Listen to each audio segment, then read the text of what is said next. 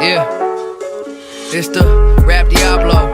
Macho when I drop flows. The bar gets raised up. It's me and Petey Pablo. Hello, welcome.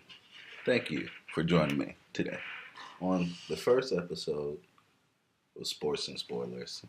I'm your host. My name is Damien, aka Dame. My friends and family, they call me Dame.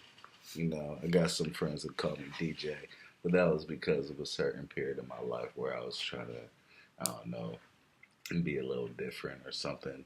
It was a little extra. I'm past that. Some of my friends from this period of my life still call me DJ, but Damien or Dame will suffice. And we're going to go from there, okay? Now, I'm going to tell you a little bit about myself and why I'm doing this. Well, I love TV shows, okay? I didn't used to, right? The occasional cartoons, you know, of course, I was a kid when I was young, a little Disney Channel, video games mostly, you know, but as I got older, and it started with 24. If you've ever seen 24 with Jack Bauer, back in the day, boy, hold up now, okay?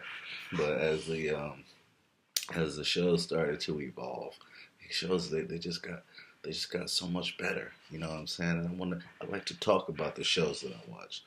I like to really deep dive into them sometimes. You know what I'm saying? Look, Lexi back there talking to me. I ain't say shit to her.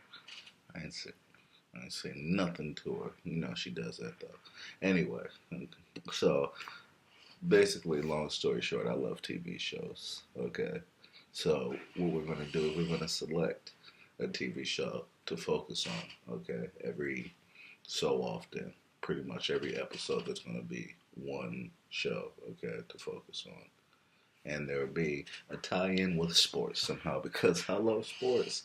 And funny enough, I didn't used to love to watch sports either. But once again, as I got older, I started watching more.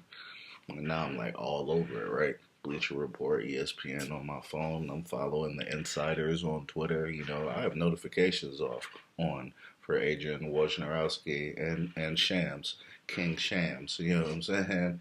So anytime they tweet something about something big going on in the league, I'm all over it, okay? Adam Schefter, that's my guy. What are you talking about?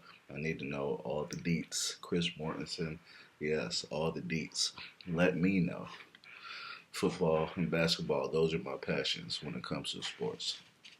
I also love some UFC.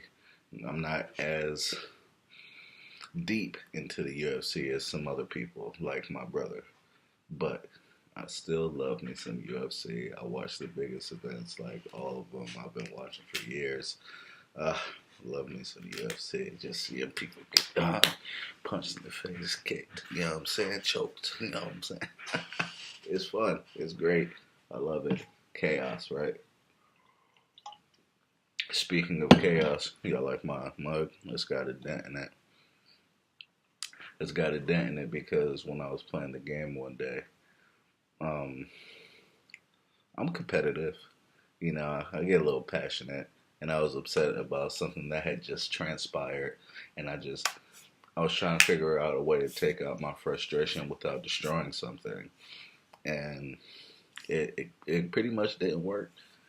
So I picked this up and I threw it, and my accuracy was off, and I ended up hitting something, and I didn't break what I threw it at. You know what I'm saying? Which was the table.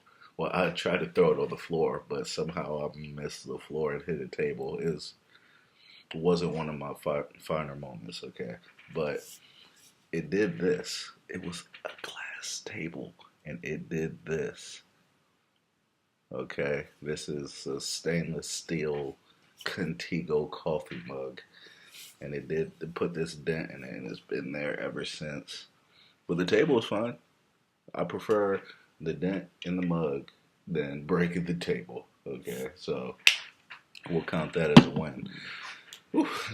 I had to do some major explaining. Okay, I'm not I'm not ready for that. I don't want those problems. But going back to our chaos point, The Punisher. Okay, season one of The Punisher was not at all what I expected. Okay, I expected more darkness, and they did a phenomenal job, and I guess I shouldn't be surprised because Marvel, they're good at playing you a little bit. If you notice in quite a few of the movie trailers for the Marvel movies, there are things in them sometimes that aren't actually in the movie, so they kind of hit you with the pump fake. They hit you with the pump fake. For example, in the Infinity Wars movie, there was the scene in the trailer when everybody's running through Wakanda into battle against Thanos' forces, and the Hulk was there. The Hulk was there.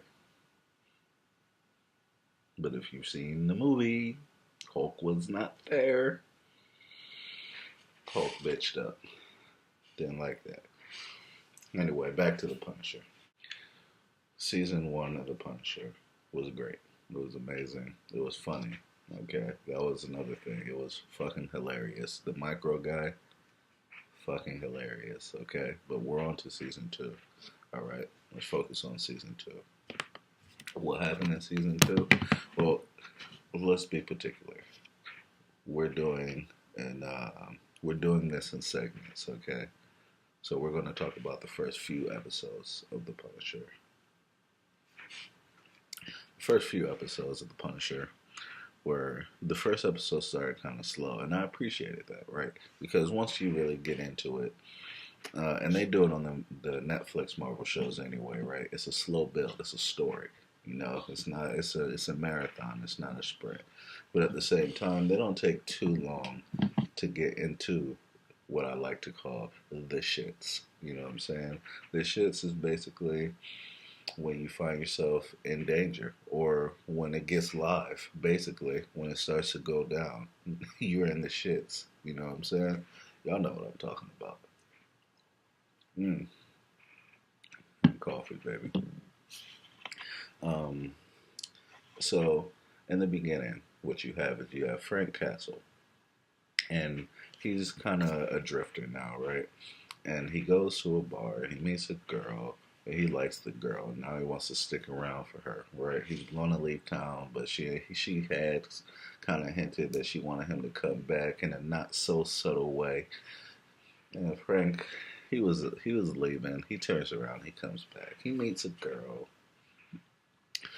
A new girl who's in danger, right? So people are trying to kill her, or kidnap her or something. And Frank decides, oh hey, now it can be Frank.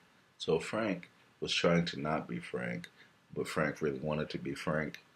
So now Frank sees an opportunity to be Frank, and he's going to be Frank. Okay, so cool. Okay, because once he gets to doing his thing, we're in The Punisher, right? We're seeing everything that we want to see, everything that we came for. Now, I'm looking over here because I like to have notes. I like to be prepared for the things that I'm going to be discussing. Okay. Now, you meet this random girl. Her name is Amy. You kill a few people for her. You have a whole shootout. Now, now, your friend gets shot, the one you just met, the one that you slept with, okay, and came back for. She gets shot. And you feel like because you put your life on the line and stuck your neck out for this random girl and your friend got shot, that now this girl, Amy, is almost like your property. Okay, stay. We gonna rock. Okay, we gonna rock. We know Frank is a little crazy, understandably so. He's been through a lot. Okay, so but Amy now is basically under your thumb because you want her to tell you what the fuck is going on. You want to know who these people are, but are you entitled to all that information? I think she should be grateful. I think because she has not shown any gratitude, but at the same time, um, showing gratitude is different from revealing all the details of your situation, right? She don't know you, Brett. You know what I'm saying? She don't know you. You won't tell her your name. She won't tell you her name. And now we're just in this ridiculous situation where they keep sending people forward. But I tell you what I do like. What else I do like, because I love the Punisher, and whatever excuse he needed to get back to being Frank, you know, I'm down with that. So, like I said, we gonna rock. Well, I like the John Pilgrim guy. He was a bad guy, and I think it was season 2 or 3 of Shooter. Okay, I watched Shooter, and it was an okay show. It was entertaining. One of those shows that isn't something that you're gonna write home about. It's not about to win a bunch of awards, but it's an entertaining show.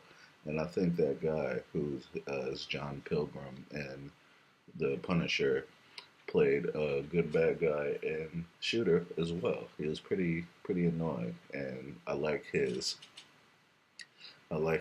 whole feel of his acting style, right? When it comes to being a bad guy, cold, calculated, calm, precise, and ruthless. You know, when they had the police station surrounded, and he just he pops the cop who tried to sneak out. Right, he's going to take a charger, and even though you're surrounded, you think that because it was a terrible plan. Frank tried to stop him. Right, we're surrounded, but I'm going to go outside. I don't even have a garage, so I can't like just rev the engine and floor it out the garage and maybe catch some people by surprise. I'm gonna go outside so they can see me getting into the car.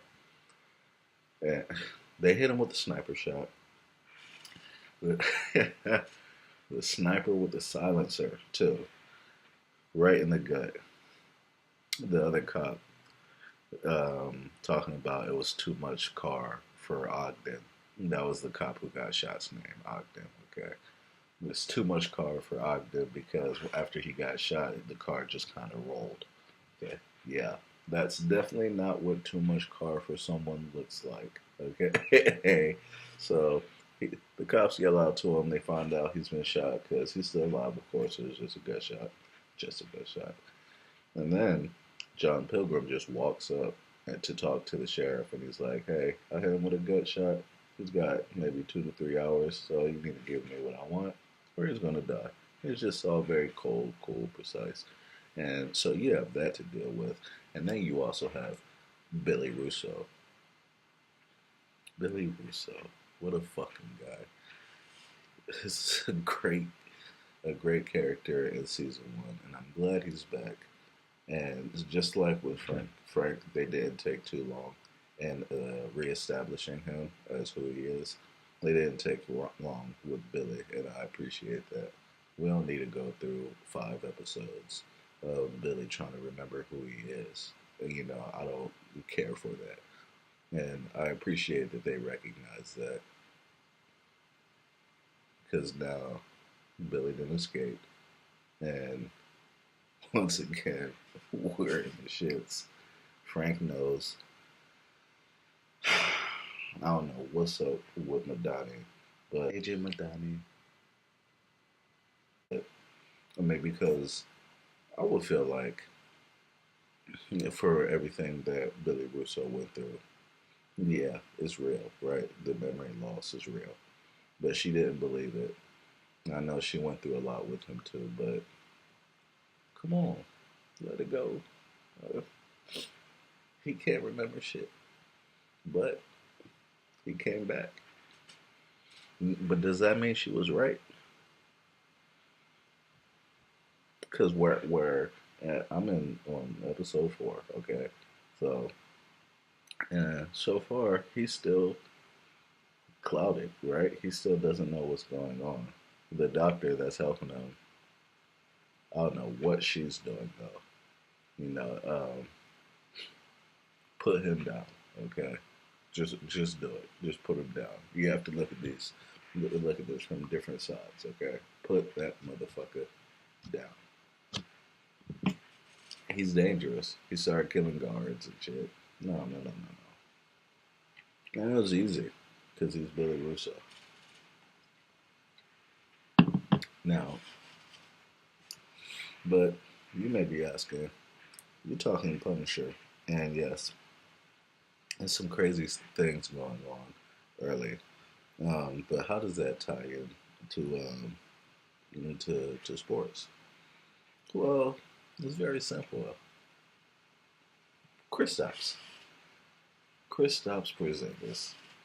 Kristaps Porzingis is metaphorically Frank Castle because he tried to be cool. He tried to be calm. Okay. He tried to embrace New York, basically.